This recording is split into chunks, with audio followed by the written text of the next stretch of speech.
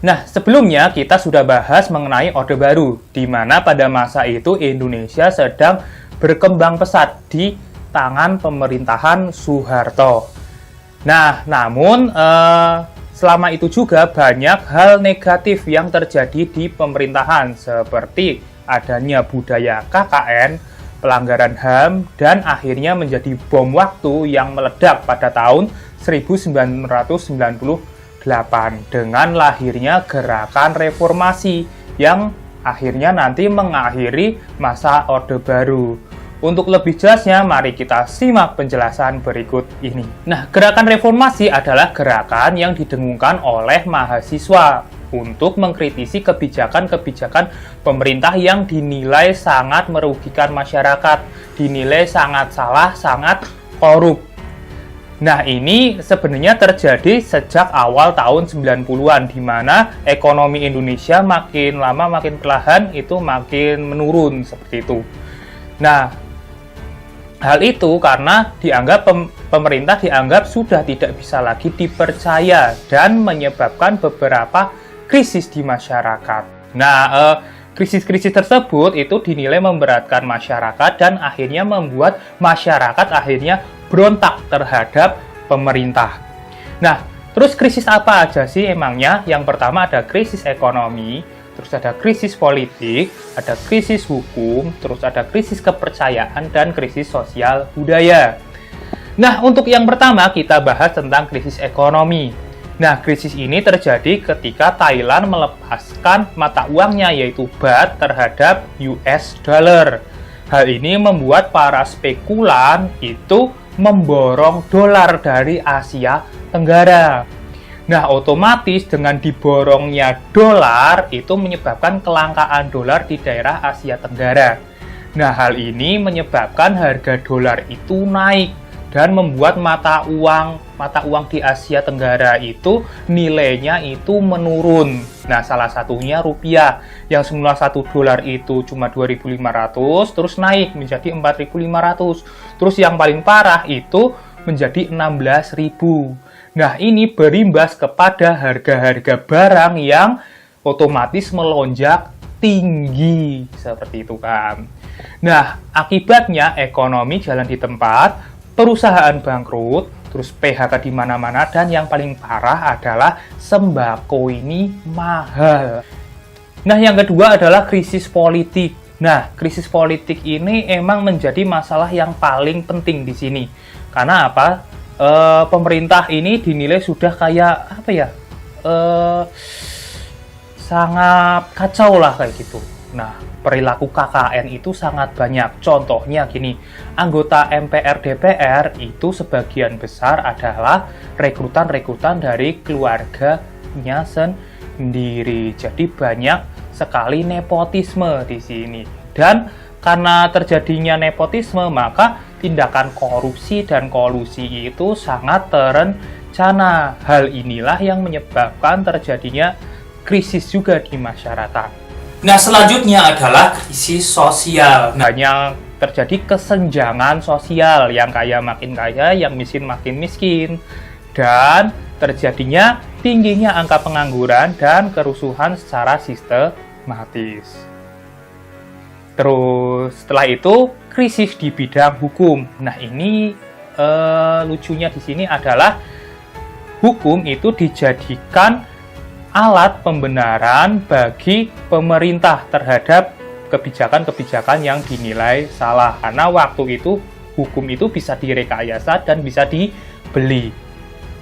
Nah, otomatis ini menyebabkan krisis kepercayaan terhadap kepemimpinan Presiden Soeharto. Nah, terus puncaknya gerakan-gerakan reformasi itu makin lama makin membesar.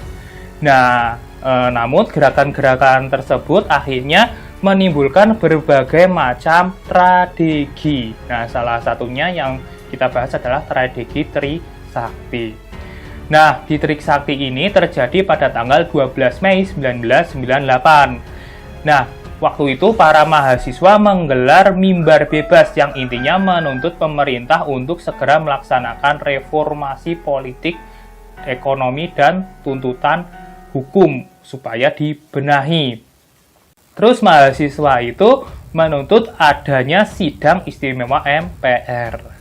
Namun pada pukul 17.15 sampai pukul 10 malam, itu berbagai aparat keamanan melakukan penembakan terhadap mahasiswa yang tertahan di kampus.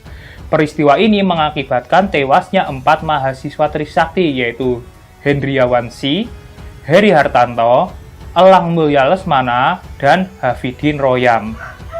Tragedi Trisakti ini akhirnya memicu aksi demo di berbagai daerah Republik Indonesia. 18 Mei 1958, mahasiswa berhasil menduduki atap gedung DPR MPR di Senayan. Di hari yang sama, Ketua MPR DPR Harmoko menyarankan Presiden untuk mengundurkan diri.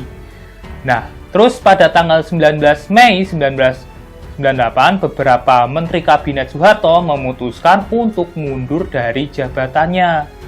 Nah, akhirnya Soeharto meletakkan jabatannya di depan Mahkamah Agung pada tanggal 21 Mei 1998 pada pukul 10. Dan itu menjadi tanda bahwa Soeharto sudah tidak menjadi presiden lagi sejak tanggal 21 Mei. Nah, pada saat yang sama Soeharto kemudian menunjuk wakilnya yang waktu itu dijabat oleh B.J. Habibie untuk menggantikannya. Nah, pasca mundurnya Soeharto, aksi-aksi mahasiswa itu masih dilakukan. Nah, ini menuntut bahwa semua pemerintahan yang baru itu harus bersih dari orang-orang bekas Orde Baru. Nah, hal ini akhirnya memunculkan tragedi lagi, yaitu tragedi Semanggi. Nah, terus gimana sih perkembangan politik setelah reformasi? Nah, reformasi ini perlu dicatat ya, bahwa reformasi itu terjadi pada tahun 98 sampai sekarang. Berarti sekarang itu masih reformasi. Nah, perkembangan politik masa reformasi yang pertama itu setelah Soeharto lengser, itu kan presiden itu digantikan oleh Habibie pada tanggal 22 Mei 1998. Nah, programnya adalah meningkatkan legitimasinya, yaitu dengan mengumumkan susunan kabinet baru bernama Kabinet Reformasi Pembangunan.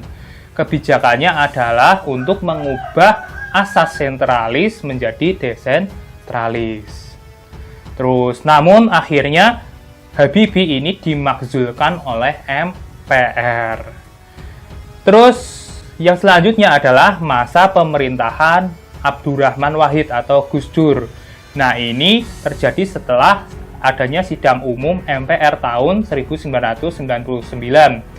Nah, Amin Rais waktu itu dikukuhkan menjadi MPR dan Akbar Tanjung menjadi ketua DPR. Muncul 3 calon presiden, yaitu Abdurrahman Wahid, Megawati, dan Yusril Iza Mahendra.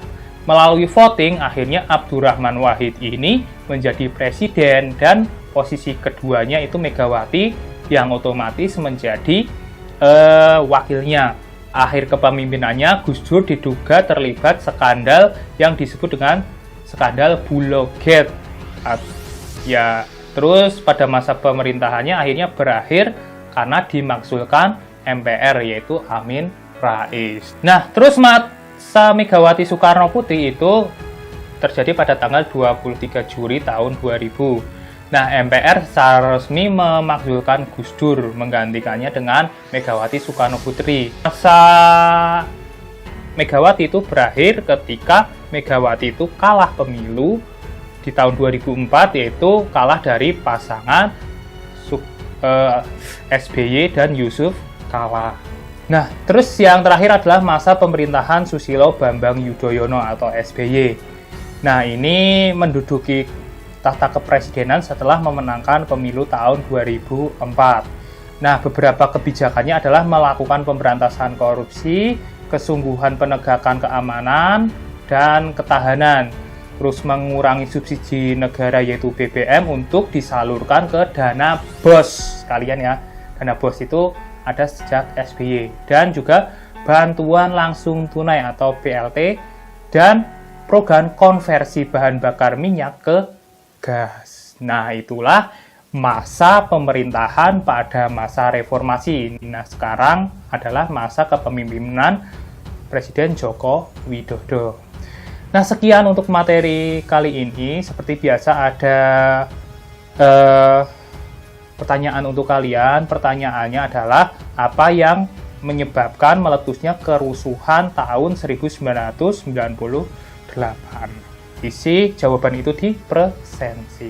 Saya ucapkan tetap semangat dan sampai jumpa.